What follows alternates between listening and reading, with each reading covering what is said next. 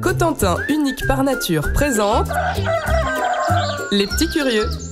Dis François, raconte-nous l'histoire de la vache normande. Raconté par François Thiebaud de la ferme aux 5 saisons.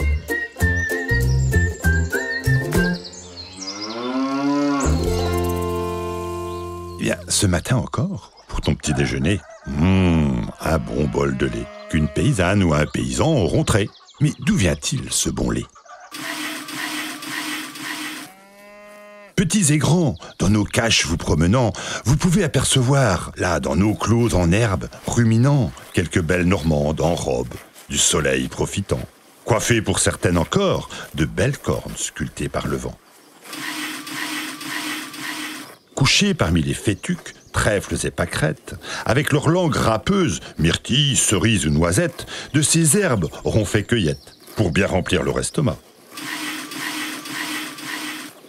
Après maintes allers-retours, ruminés, toutes ces infusions sous la queue, sans possible détour, parmi les herbes, ils feront bon séjour, en attente du printemps et d'un labour.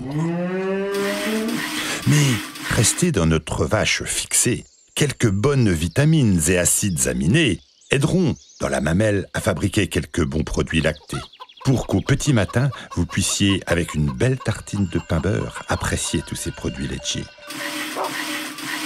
Notre vache cotentine, dans les années 1900, ayant côtoyé quelques beaux taureaux de races voisines, cauchoises et augeronnnes, auront donné naissance à une autre race bovine, la normande, aux robes cailles blondes ou bringées. Alors qu'elles s'appellent Marguerite ou Capucine, elles ont le Cotentin pour origine. La vache normande, c'est une vache assez rustique, qui est pour 3/4 d'origine du Cotentin. Donc il y avait la race cotentine jusque dans les années 1900 à peu près, et qui, avec la cauchoise et l'augeronne, donc ont donné naissance à la normande. Pour 75%, la normande, donc ce sont encore des vaches cotentines, quelques les gènes du Cotentin. C'est une vache laitière, rustique, qui peut donner jusqu'à peu près maintenant 9 à 10 000 litres de lait par an. Ce sont des bonnes laitières avec de bonnes valeurs fromagères, donc voilà, qui permettent d'avoir un peu plus de fromage qu'avec certaines autres vaches pour la même quantité de lait. La vache, donc, elle va avaler l'herbe avec sa langue râpeuse, donc elle va arracher l'herbe, elle ne peut pas la couper parce qu'elle n'a pas de dents dans le haut, la vache, dans le devant, elle n'a ni canine ni incisive, elle a des molaires, des prémolaires en haut et en bas, mais elle n'a ni canine ni incisive, mais donc elle va arracher l'herbe avec sa langue, ça va arriver dans ses estomacs. Donc là, il y a un premier estomac, donc c'est la panse, le gros estomac. Quand la panse est pleine, la vache, elle va se mettre à ruminer, donc à digérer. Donc il y a une boule qui remonte dans sa gueule, elle va la mâcher à peu près 50, 60 fois, elle l'avale, et ça retombe dans un autre estomac, etc. Et donc ça va faire ça à peu près quasiment pendant 3/4 d'heure. Elle va ruminer sa nourriture qu'elle a mangée.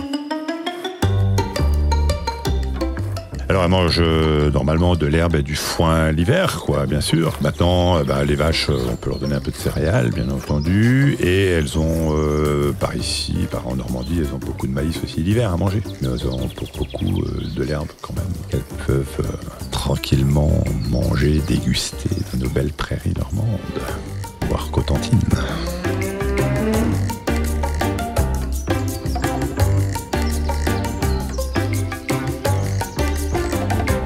Les Petits Curieux. Et bien, chez Red Bull comme chaîne là. Réalisé par Podcast Média Production.